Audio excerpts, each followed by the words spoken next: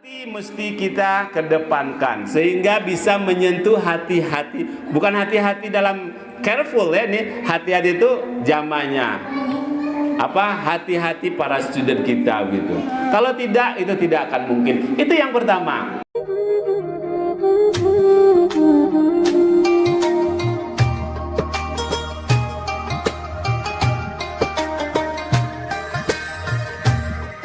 Bismillahirrahmanirrahim. Assalamualaikum warahmatullahi wabarakatuh. Jadi amplopnya tadi ada amplopnya enggak? Oh, saya bagikan sekarang nih. Alhamdulillah wassalatu wassalamu ala Rasulillah wa ala alihi wa ashabihi wa mawala. Rabbi israh li sadri wa yassir li amri wa hlul 'uqdatam min lisani yafqahu qawli, amma ba'd. Duduk aja rasanya. Alhamdulillah, bersyukur kita kepada Allah Subhanahu wa taala. Sampai dengan detik ini Allah senantiasa mencurahkan nikmat dan karunia-Nya buat kita semuanya. Sudah selesai kita berpuasa tadi siang, berbuka, salat jamaah. Alhamdulillah, itu adalah bagian daripada karunia yang tidak terhingga. Mampu saja, mau saja kita memiliki kemampuan, kemauan, dan keyakinan untuk bisa sujud kepada Allah. Itu merupakan sesuatu yang sangat-sangat istimewa sekali.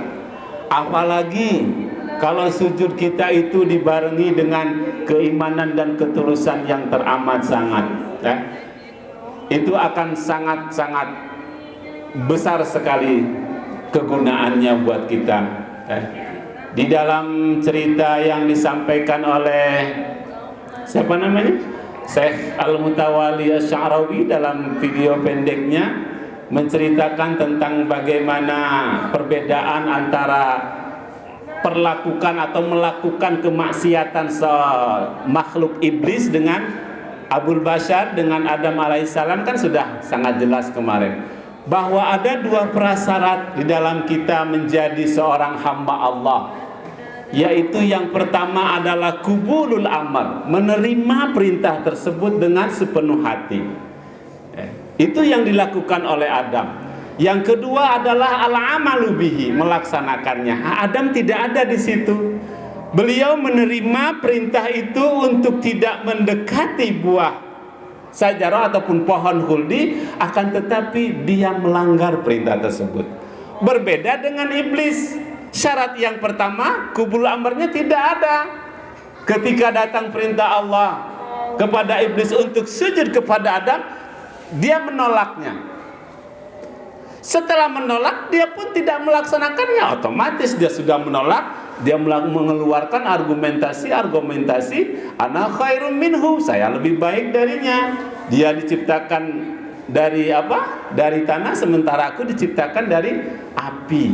Itulah sehingga ketika Adamul Kubur tidak ada menerima perintah tersebut dan juga tidak melaksanakannya, maka dia menjadi makhluk yang terkutuk. Sementara Adam, dia menerima perintah tersebut tapi dia bermaksiat, maka dia menjadi seorang yang pendosa. Ketika fatalaqqa Adamu min rabbihi kalimatin, ketika Adam menerima arahan-arahan, beberapa kalimat dari Allah Subhanahu wa taala, kemudian dia bertobat dan Allah menerima taubat Adam alaihissalam tersebut.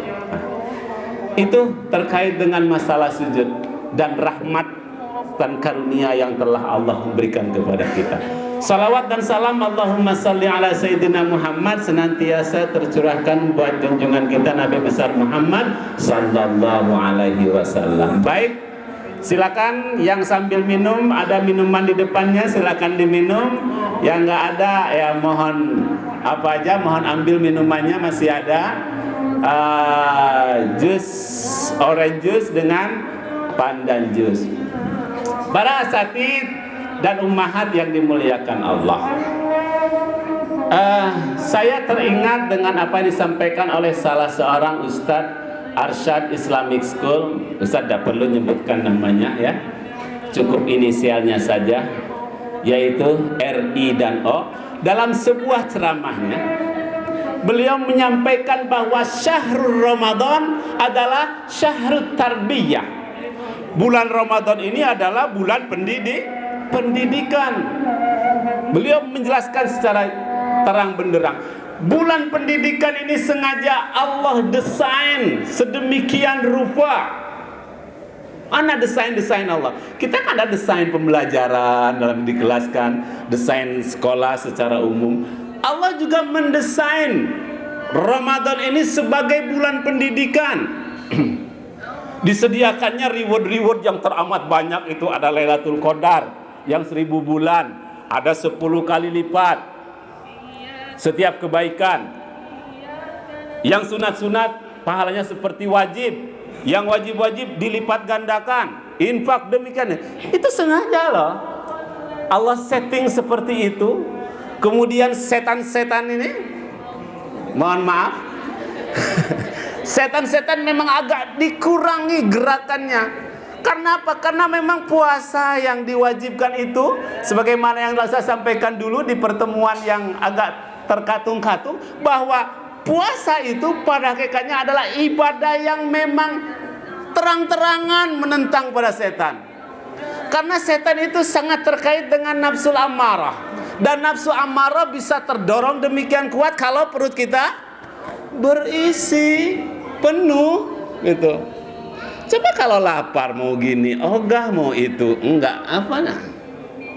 Tapi kalau selesai kita perang dengan apa?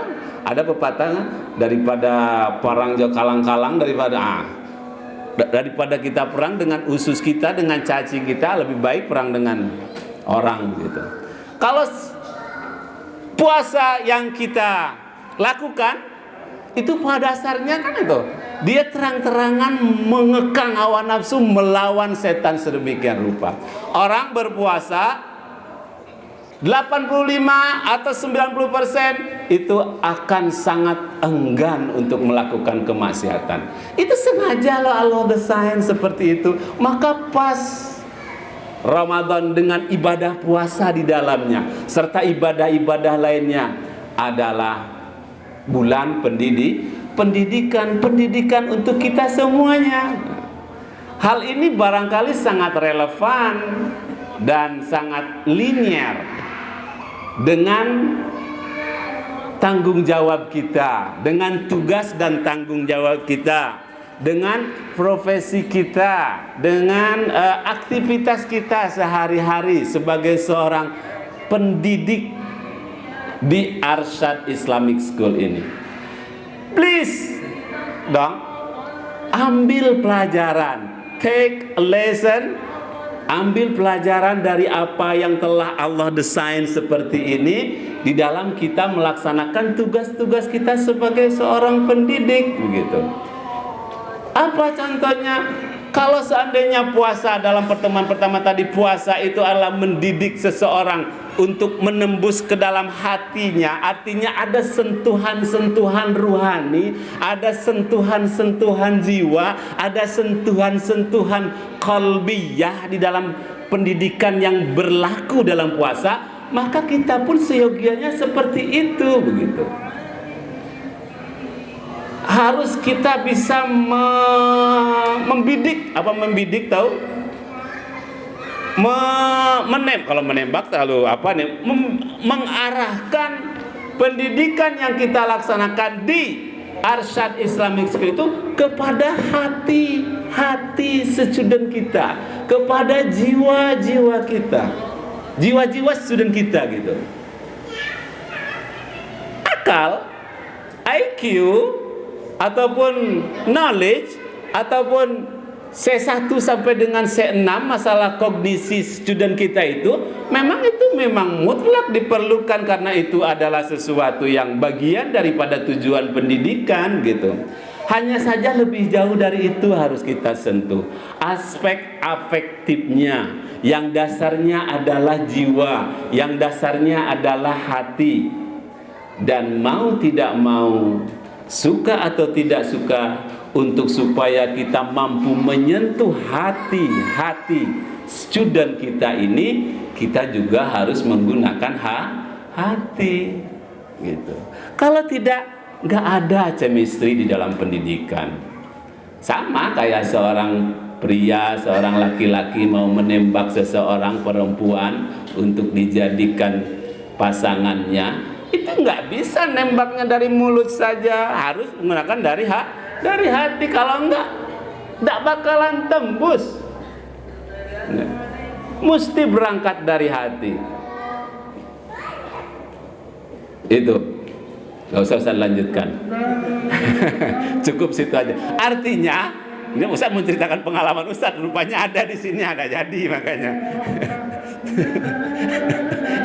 Makanya ketika kita melaksanakan pembelajaran, hati mesti kita kedepankan sehingga bisa menyentuh hati-hati. Bukan hati-hati dalam careful ya, ini hati-hati itu zamannya hati-hati para student kita gitu. Kalau tidak, itu tidak akan mungkin. Itu yang pertama. Jadikan proses pendidikan dan pembelajaran yang kita laksanakan di Arsyad ini adalah menggunakan hati. Itu yang kedua. Yang itu yang pertama. Yang kedua juga kita mengambil desainnya itu. Kita mesti mampu menciptakan situasi pembelajaran yang mendukung kepada pencapaian tujuan pembelajaran itu sendiri begitu.